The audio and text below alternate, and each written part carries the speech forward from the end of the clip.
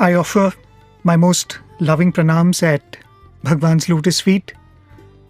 I pray to Swami that he gives us all the understanding that it is Swami who speaks and it is Swami who listens through each one of us.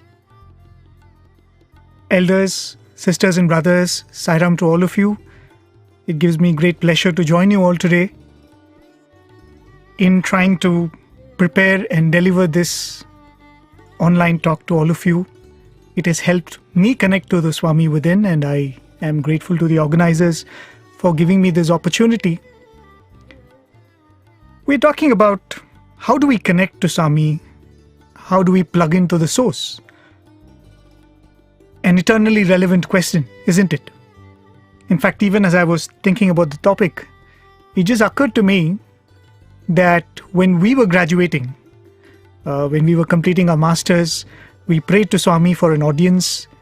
We wanted to have an exclusive time with Swami to express our gratitude and also to have a few moments that we would cherish for the rest of our lives, because we were leaving his physical presence. And very interestingly, I just remembered that the entire discourse that Swami delivered that day was on this theme of connecting to Swami, or how do we feel Swami's presence even after we move away from his physical presence. Much of what I'm going to be sharing today is what Swami told us on that day. It is very relevant even today, even for me, and I'm sure it is relevant to each one of you too. But we will come to that in the course of this talk.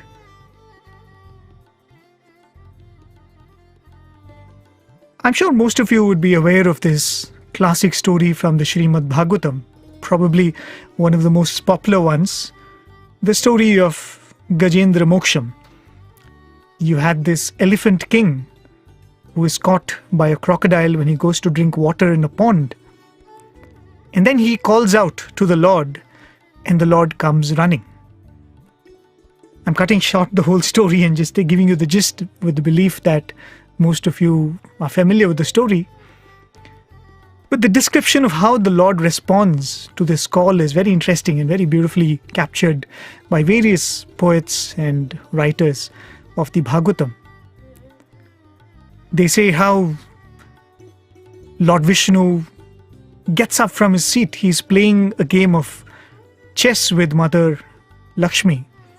But he gets up and he runs. He forgets to take his upper cloth. He forgets to take his weapon because he's going to protect a devotee. He might need that. He even forgets to call for Garuda, his vehicle. And that's how he rushes to protect Gajendra. Whenever you listen to the story, at least whenever I listen to the story, I wonder, how do you call Swami this way? How do you call him in such a way that he's ready to drop everything and come running to you? There is a beautiful Chinnakatha that Swami narrates in reference to this Gajendra Moksham episode. There was a king. In his court, a Bhagavata, one who gives discourses on the Bhagavatam, was giving a recital, and he was talking about this very episode of Gajendra Moksham. And listening to his narration, the king had a doubt.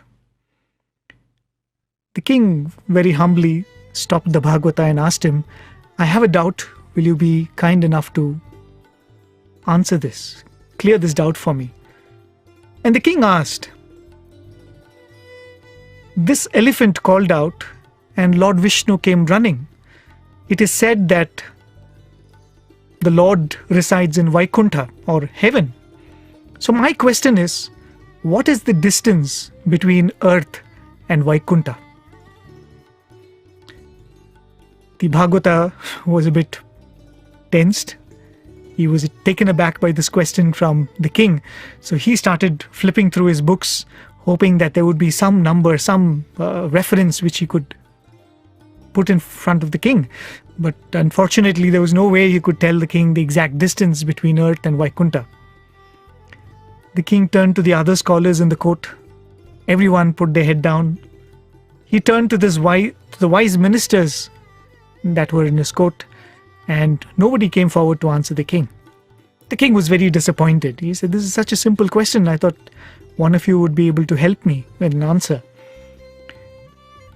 Swami narrates in the Chinnakatha that the servant who was standing behind the king and who was fanning the king, he came forward and said, "My Majesty, if you don't mind, can I tell you what I think is the answer?" The king was surprised. In this hall full of learned men and scholars, no one had the answer, but here is this humble servant who seems to be brave enough to come forward and give an answer. So he turned to his servant and he asked, "So what is it? What do you think is the answer?"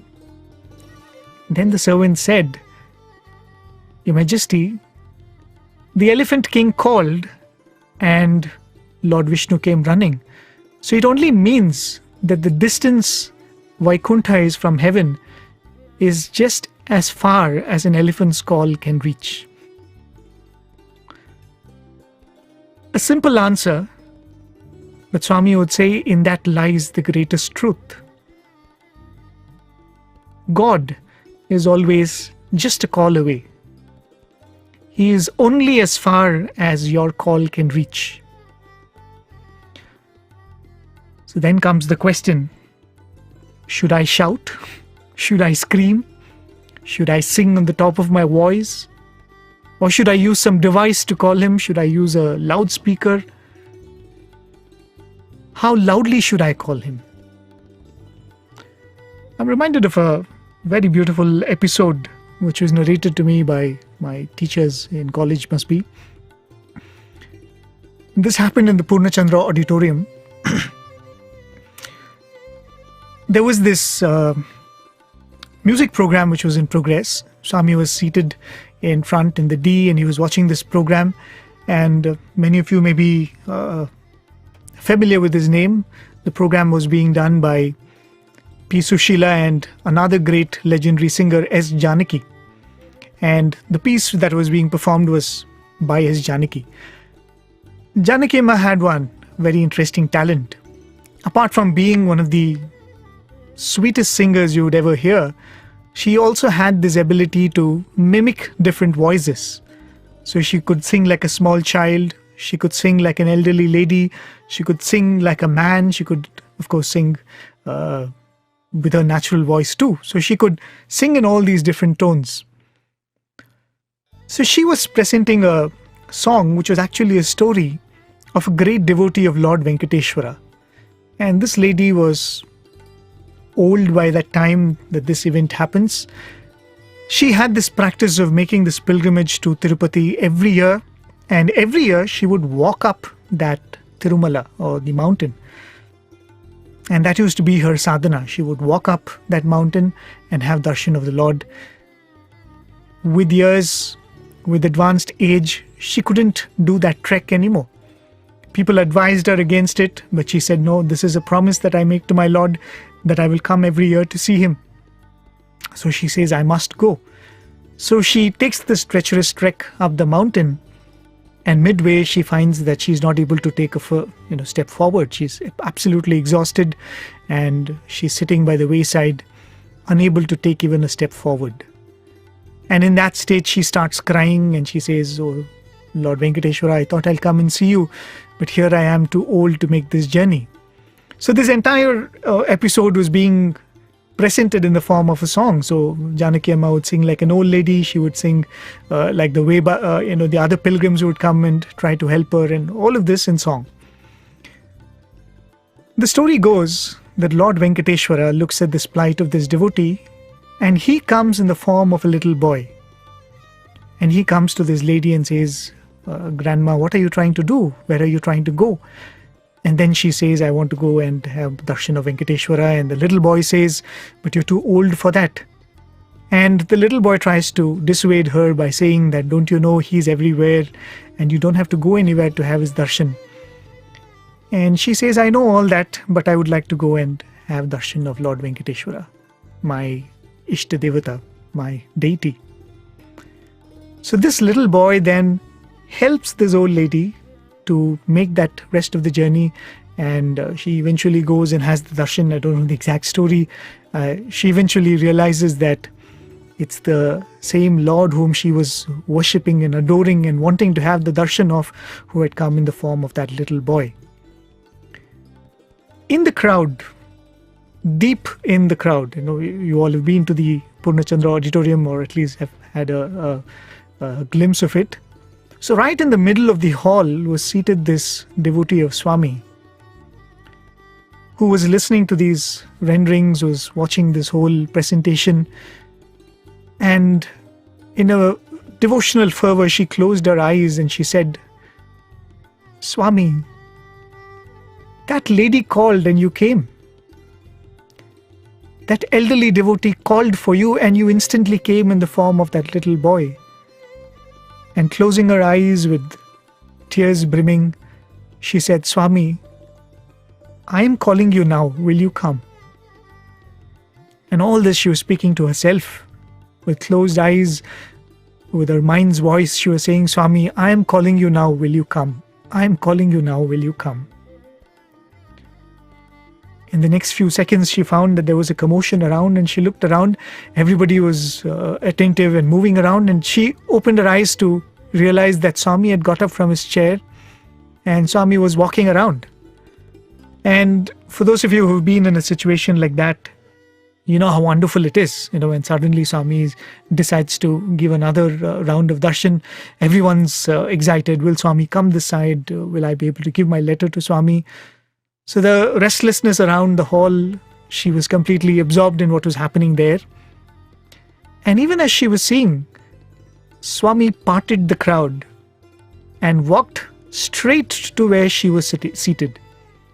And in all this excitement and commotion, she probably had lost the context of what was happening, why Swami was doing this. And Swami came straight, stood where she was seated, looked at her, and very simply, Swami said, "You called. You called, and I've come." How far is he? How distant is he? Do we need to shout? Do we need to scream? Do we need to go somewhere? He is as close as your mind's voice can reach, isn't it? But then there is a way in which probably he has to be called. How do we call him in such a way that he drops everything and comes running? How do we call him in such a way that he stops a drama and he comes to attend to you? As devotees, we all would be most happy to be equipped with that ability, right? I called and he came.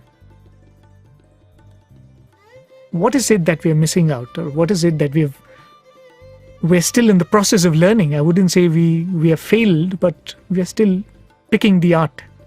What is it that we need to learn? Going back to that interview I was talking to you about in the beginning, where Swami was talking to all of us before we were graduating. Swami showed the letter in his hand. He had collected a few letters before he came and sat there, and Swami showed us one of the letters, and Swami said, "Even this paper is God." No, we were just kind of showing that and said, "Even this paper is God. But you don't realize it. And because you don't realize it, you treat it like a paper." Similarly, everything in the world, everything around you is God, is Swami. But because you don't have that bhavam, you don't have that feeling that He is everywhere and He is everything, your experience is different. Swami then went on to say that if you are able to immerse yourself in this thought, that He is here, He is everywhere, He is everything, that will eventually become your experience. And there is no doubt about it. And Swami himself said, "But you might ask me, how long will it take to reach that state?" Swami said, everything takes time. Even a small child takes 9 months to be born. And having been born, it takes years to start walking, few more years to start speaking, and many more years before he or she becomes useful to the society, isn't it? Everything takes time, and even this will take time. But if we are able to immerse ourselves in that thought, that He is not far, He is near, He is not elsewhere, He is right with me, everything around me is Swami, that experience is only waiting to happen. Having said that, I think that's an experience which will eventually come. I'm not saying that that should be our goal right now. I should have that experience tomorrow. That is the larger experience that we're all working towards, and I'm sure at some point it will come. Talking about connecting with Swami, why do we really want to connect with Swami? When we talk about plugging to the source, connecting to Swami and having a heart-to-heart connection with Him, name it however you want, why do we aspire to connect with Swami? And when we say connect, what are we connecting? Is it the physical connection? It is said that sparshanam papa vimochanam, if I'm right. Yes, touching Swami physically, when we have the opportunity to have His Pad Namaskar, to hold His hand, to touch the hem of His robe, it meant a lot. But is that the kind of connect we are talking about? Connecting physically with Swami? In that interview that Swami gave us, Swami made a very beautiful point. We were a class of about 100 odd students. So you could imagine we filled the bhajan hall that day, and probably 3 or 4 of us had the opportunity to sit around Swami's feet, who also grabbed the opportunity to perform Padaseva for Swami. So Swami looked at those boys and Swami said, see these boys now, they are pressing Swami's feet and they are feeling very happy about this opportunity, right? Who wouldn't be? Swami said they are having a lot of ananda because they're able to press Swami's feet. But imagine if they had to do this for somebody else, some other old person or someone to whom you have to offer this service. Would you be as happy? And Swami went on to say they are happy because they believe, they think that they are doing this to Swami. And Swami went on to say, isn't everything only in the mind? If you believe, if you think, if you are convinced, then the experience follows. So when we are saying connecting with Swami, we are not talking about connecting physically. In fact, even if you were to draw the analogy of gadgets, which we charge, which we plug into a power source, even technologically we are moving towards a wireless scenario, isn't it? We are even talking about over-the-air wireless charging, not even contact wireless charging. So even technologically we're moving to a state where there is no physical connect or physical plugging in. So what is that connecting that we're talking about? What do we have to connect with Swami? Isn't it just the mind? Isn't this mind that needs to be connected with Swami? Because it is with this mind that we are constantly doing all our activities. It is this mind that we are taking it into the world for our everyday activity. It is the mind that loses peace of mind. It's the mind that loses it, isn't it? It's the mind that struggles to make decisions. It's the mind that gets clouded. So all the time when we talk about connecting to Swami, we are talking about connecting the mind to Swami and benefiting out of that connection in the everyday activities that we carry out. When I was doing this program on radio called Answering Booth, if some of you are regular listeners of Radio Sai, you might know I did get a good number of questions from Australia too, from listeners in Australia.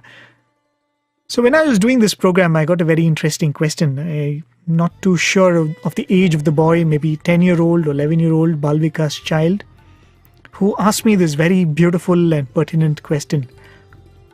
And even as I was answering him, I said that I thank him for asking this question, because as much as he needed the answer, so did I.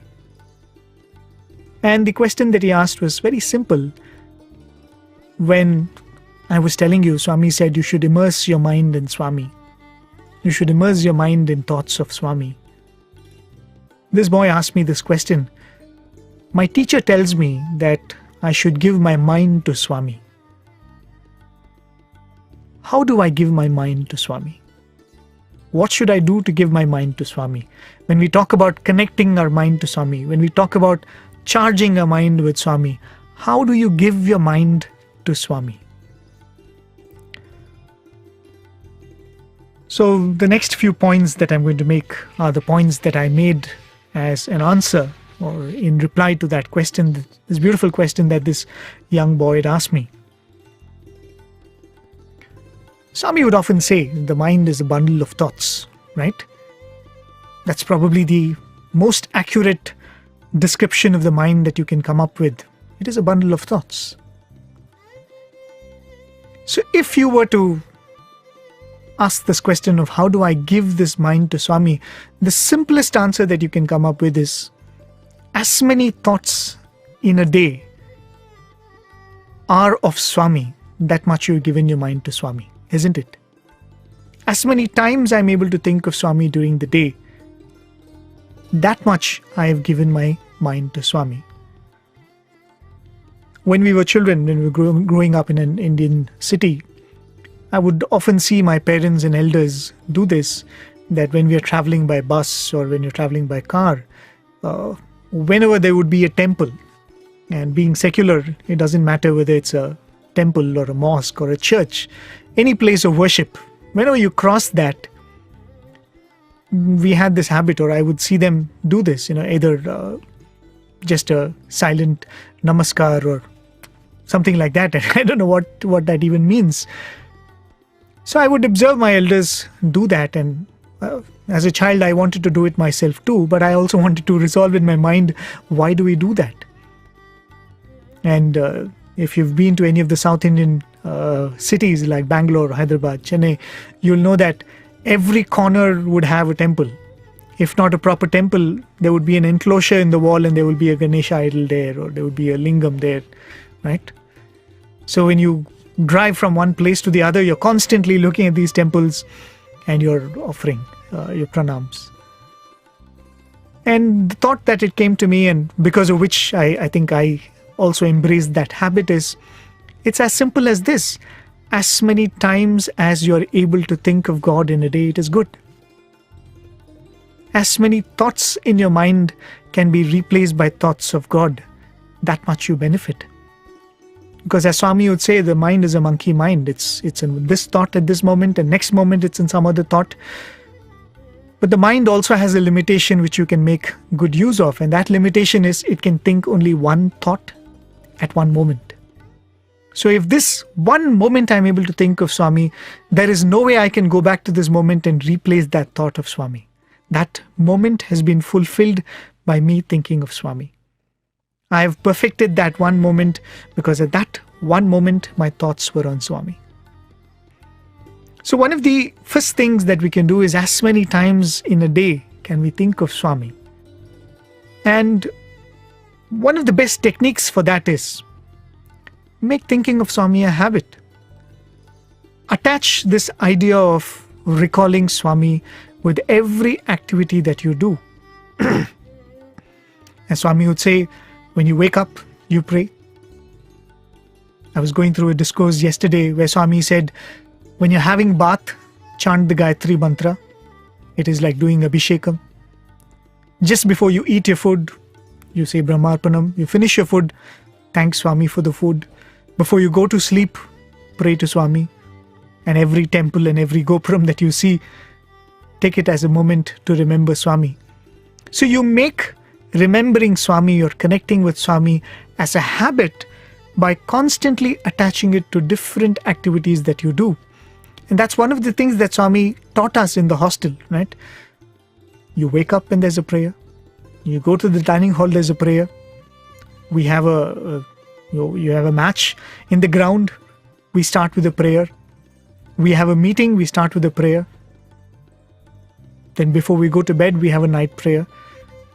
So the best way, because you're going to have a life that is filled with the activity, and many times the activities are routine. So attach thinking of Swami to your routine. Make thinking of Swami a habit. In fact, interestingly, when we were talking to some of the old devotees who came to Swami in the 40s and 50s, they would say that the initial years in Prasanthi Nilayam, before the Prasanthi Nilayam was even built, when they were all living in Pathamandir, there was no darshan time, there was no interviews, there were no prayer sessions, there were no bhajan times, because they were with Swami the whole day. They would wake up with Swami, they would dine with Swami, they would go to bed with Swami. They would spend the entire day with Swami, and the 3 months or 1 month they would spend in Puttaparthi was filled with Swami, right? So there was no routine in the ashram. And many sadhakas who came at that time were a bit disappointed that this place did not have the rigor of an ashram. But then Swami said, you don't need it, because the idea behind any of these things is to connect with God, and here I am available to you every day, every moment of every day. And interestingly, all of these disciplines that we talk about, Omkaram, Suprabhatam, bhajans, and night prayers, even in the ashram, all of these disciplines came when Swami started traveling, and when there were devotees who would stay back in the ashram. Interestingly, Swami gave us these disciplines, these periodic prayers, so that we can stay focused on Swami, connected with Swami in the absence of that physical form. Living in that physical presence, you did not need any of these tools. Because as Swami said, in your mind, you have the idea that I am staying with Swami, I am with Swami. But when the mind is not convinced of that, I am not able to look at this camera I'm looking at and say that it is Swami. I'm not able to look at this setup here and say this table is Swami, that system is Swami. Because I am not in that frame of mind still. I need this tool of discipline. And that is why this periodically finding ways of connecting with Swami becomes very, very important. Right? In fact, talking of gadgets, in fact, many of these tech reviewers will tell you that even when it comes to charging a mobile phone, a smartphone, or a smart device, it is always better to follow a pattern. Instead of charging it whenever you need it or whenever it runs out of charge, they would say that follow a set pattern. Either put it for charge every night or put it for charge for 1 hour every morning, and follow the same pattern, and that will save your battery. I think same is the case with the mind too. If you discipline the mind will automatically think of Swami, and these will all become trigger points that allows you to think of Swami. That brings me to the second point, and that point is, you don't want thinking of Swami to become a routine also, right? You want it to become a routine, but you don't want it to become a dry routine that does not involve your feeling, isn't it? When you think of Swami, you want to think of him with love, and you want to feel connected to Swami, right? And that is where occasions like what we are involved in right now comes into play. When we are able to come together in satsang, when you're able to interact and spend time with people who are like-minded, with whom when you sit you're able to think of Swami, when you're able to connect with Swami. Satsangs, bhajans. In fact, talking about bhajans being a means by which you're able to reconnect with Swami. The first devotees who came to Swami in the 40s, when they went back to their homes, the devotees from Bangalore, they were desperate to recreate that moment that they spent in Swami's presence. That magical few weeks that they had in Swami's presence, they wanted to go back to that. Not physically, they had to wait for a few months before they were able to physically be back with Swami, but they wanted to do it in their own place, in their own lives. And that is how they started this tradition of Thursday Bhajans, which eventually became Samiti Bhajans, Center Bhajans, Akhanda Bhajan once a year, and Shivaratri Bhajans. It all started with this desire of how do I keep this flame of love in my heart glowing. So one, make thinking of Swami a routine. attach it to your habits that you already have. And the second point is, whenever possible, be in the midst of those who are able to love and connect with Swami the same way you do. That will certainly help in enabling us to connect with Swami better. The third point that I would like to make, that I gave in that answer, is apart from these things, it is also very important to find at least 5 minutes in a day, be it in the morning, be it before you go to sleep, or be it during your transit to work. At least 5 minutes when you're able to be alone with Swami, when you're able to converse with Swami, when you're able to talk to him and say that, Swami, this is what's happening in my life, and this is the unpleasant thing that happened, or I'm scared about this, I would like to make myself better in this, or Swami, a wonderful thing happened today, I want to share it with you, or Swami, I want to thank you because such a beautiful thing happened to me. Just 5 minutes in a day, if we are able to sit with Swami all by ourselves and open our hearts and make Swami the dearest friend with whom we can share and express everything that runs in our mind. That's a very, very important thing that we need to do, and this could you could close yourself from everybody else and sit in your puja room and do it, or it could be even in a gathering where that is a time you close yourself and you think of Swami. And for many of us, this used to be something that we would do sitting in mandir. There would be hundreds of people around, but closing your eyes, sit in solitude, and internally we would be conversing with Swami. We would tell him that, Swami, oh, this is what happened in the college today, this is what I did, and I'm really sorry about this.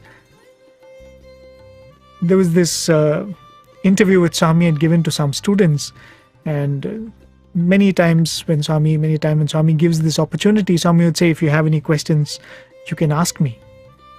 So one of the students asked this question to Swami, and he said, Swami, we follow all of these disciplines in the hostel.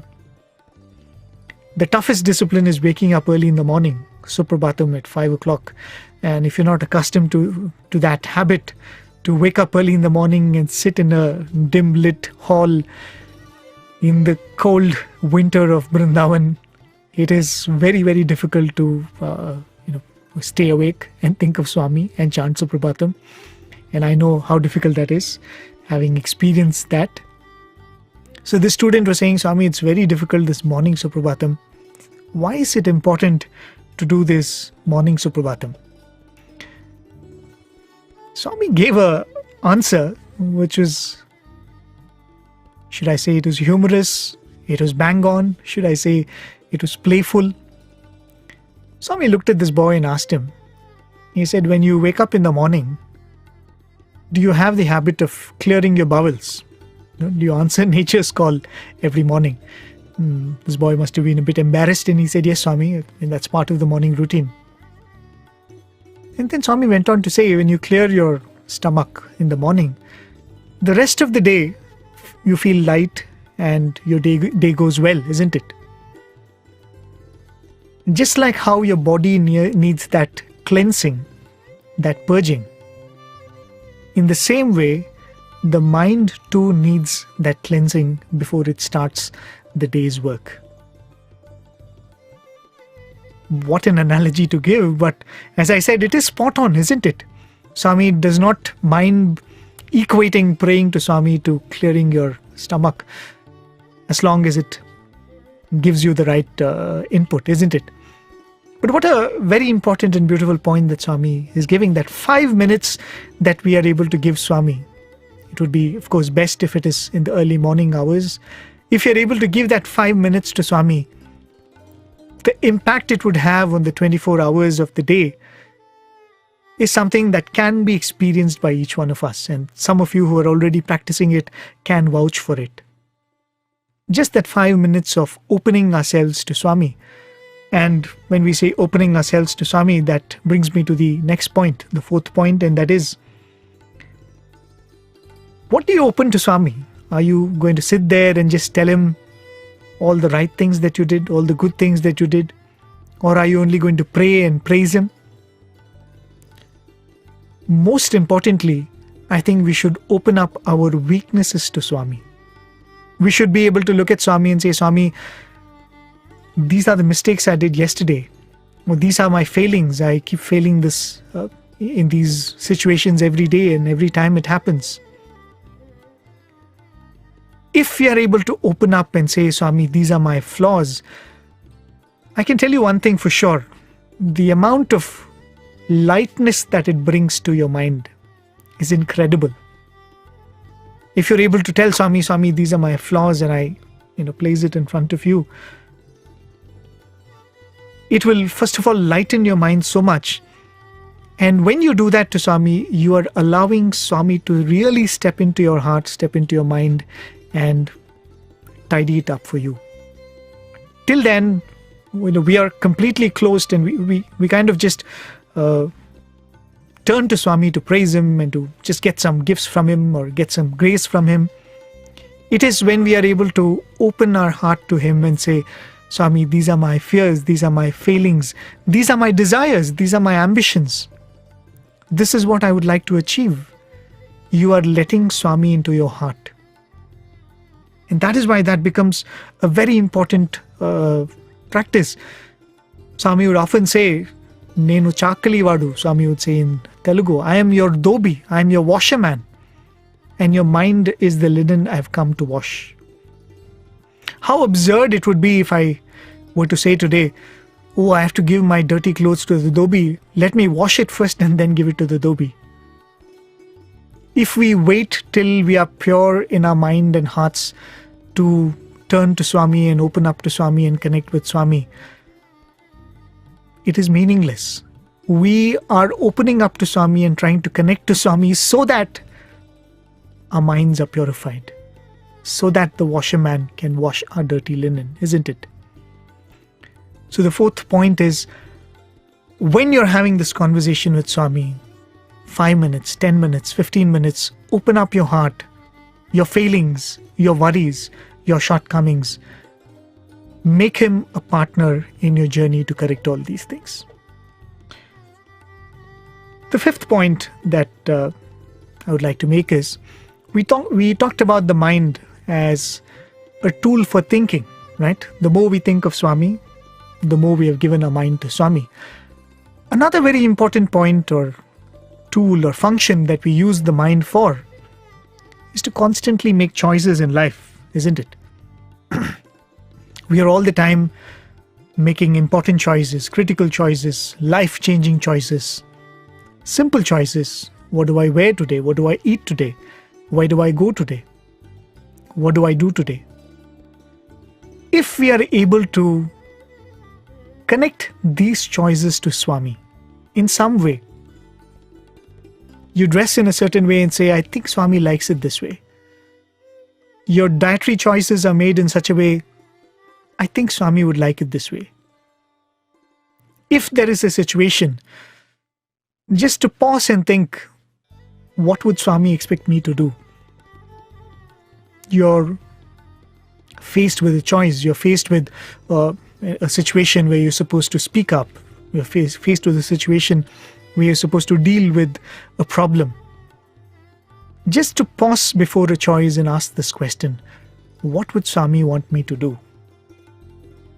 What you do after that, that's a different topic altogether. I'm not getting into that. But since we constantly make choices with this mind, as many choices as we can, if we can attach it to Swami in our own way. You might be wrong when you think that Swami doesn't like me to eat this. You might be completely wrong when you make a choice thinking that this is what Swami would want me to. But as I said, that's a different story altogether. But the very fact that before making a choice, that you paused and you asked, would Swami like me to do this? I think you have taken the first step in trying to connect with Swami. The final point that I want to talk about connecting with Swami is, we do not use the mind only to think. we do not use the mind only to make decisions. We also use the mind to act. All our actions are driven or arise in the mind as thoughts. And in our mind, we have this distinction that this work is my personal work, this work is official work, and similarly, we have this idea that this work is Swami's work. The more you indulge in the work that you believe is Swami's work, the more you are mentally connecting with Swami. Eventually, in the larger picture, the way Swami wants us to look at things, there is nothing like my work and Swami's work. Everything is Swami's work.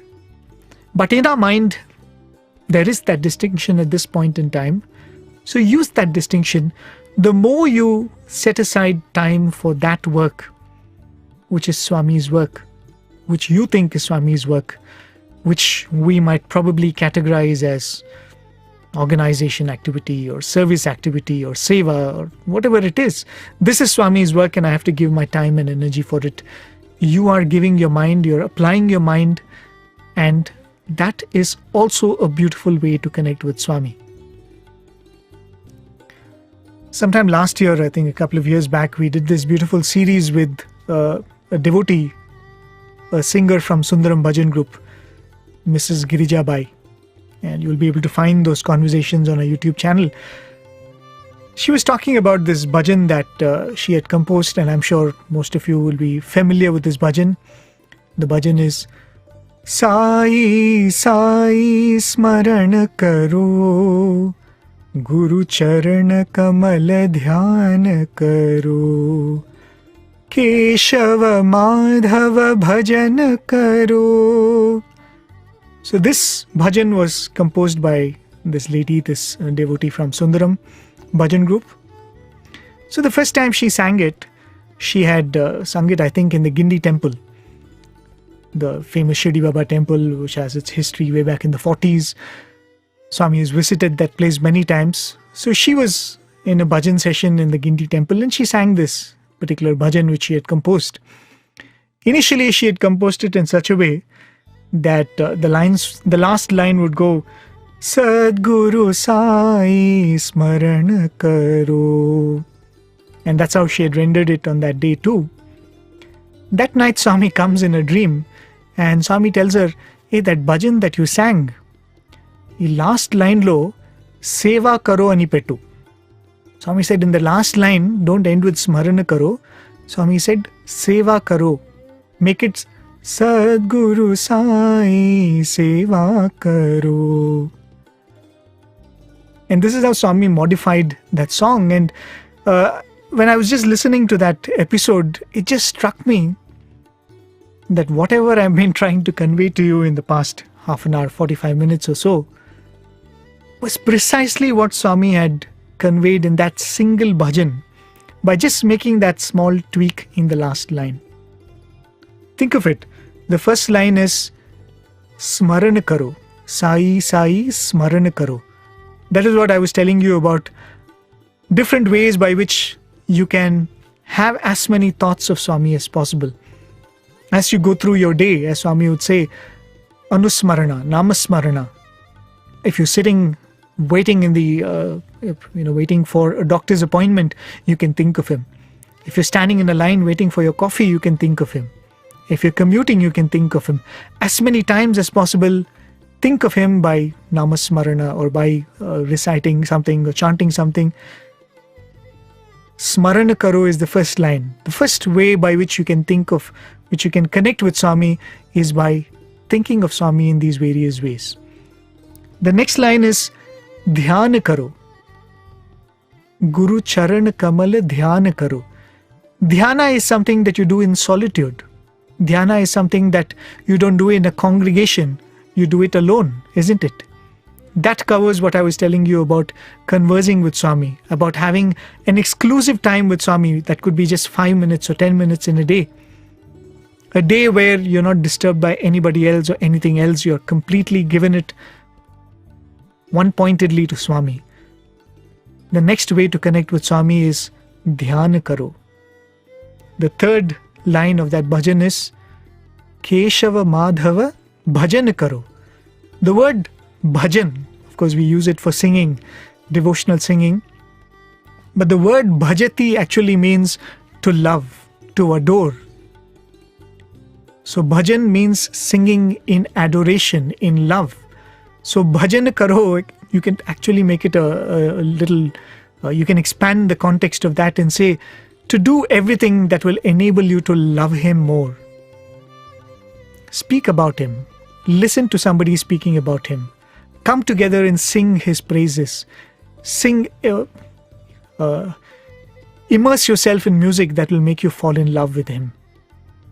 So the third way in which you can connect to Swami is Keshava Madhava Bhajan Karo.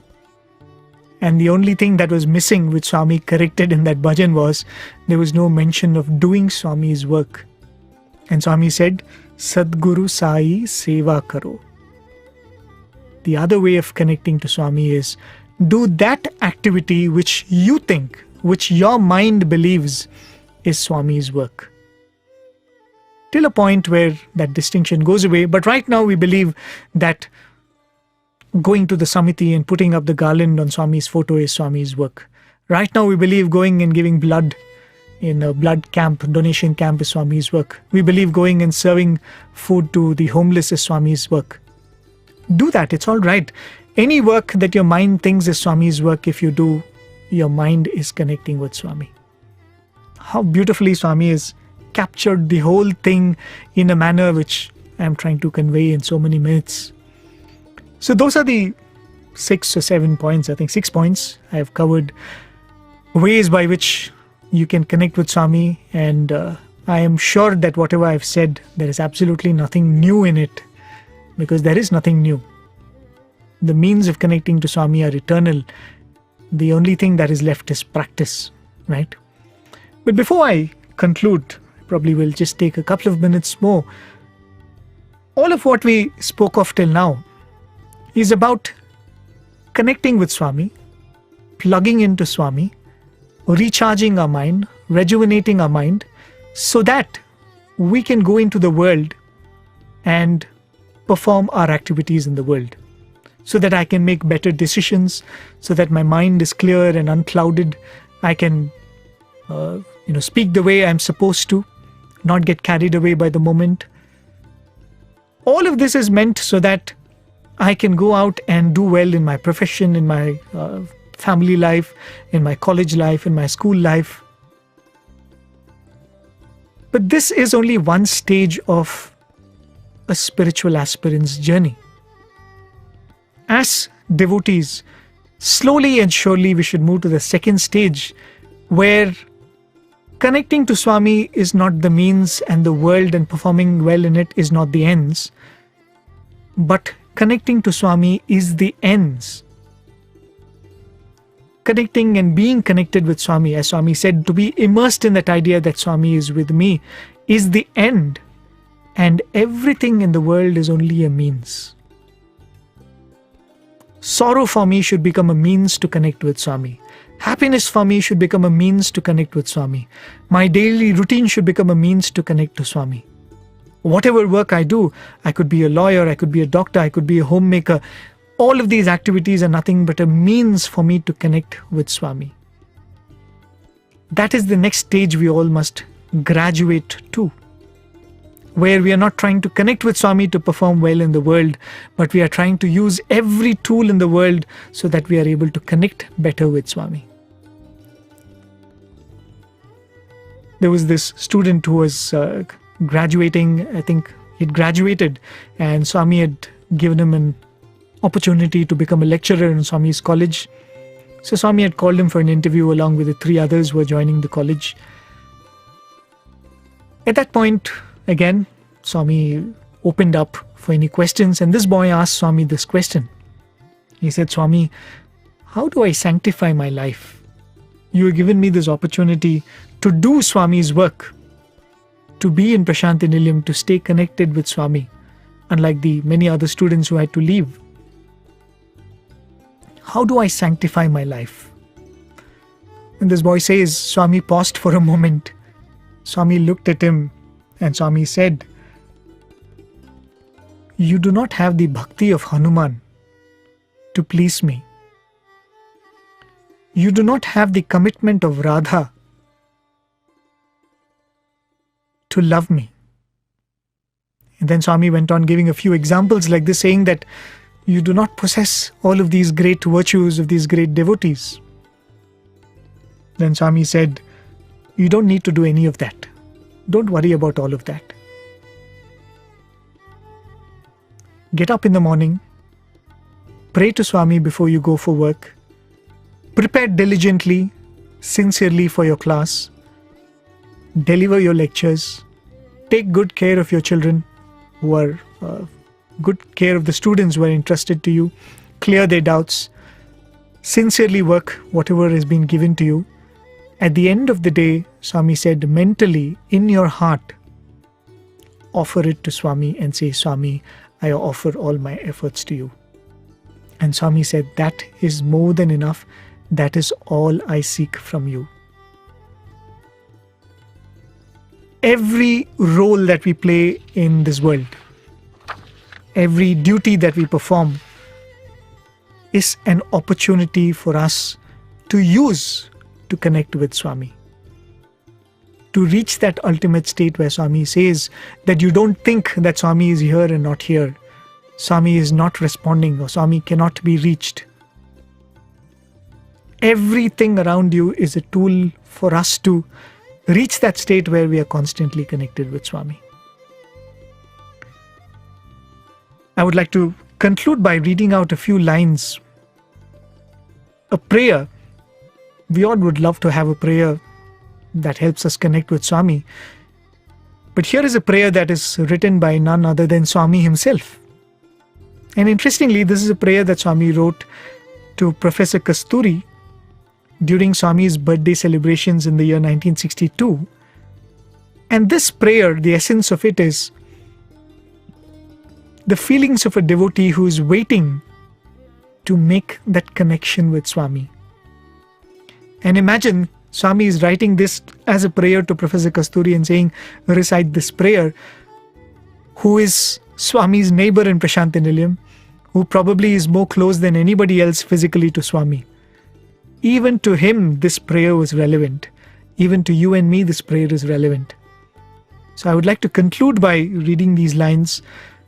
I think the prayer was originally written in Telugu, which Professor Kasturi beautifully has translated into English. And this is what Swami had written as a prayer in that letter. Hoping you will guide me this day or the day after, I await your call from day to day. Hoping you will give darshan, but afraid you may not, I am all alert from hour to hour. Hoping you will come to me straight this very instant, I am watching and praying ever anon.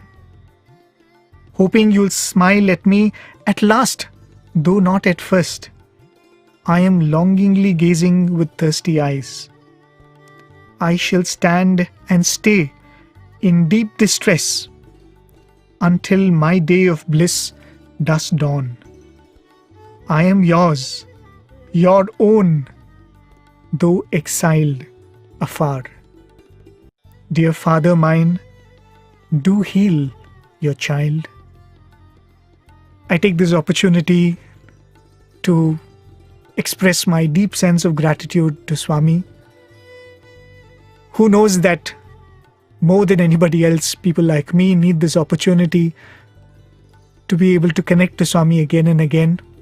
And every time he gives us an opportunity to connect with devotees, he is giving us the greatest opportunity to connect with him.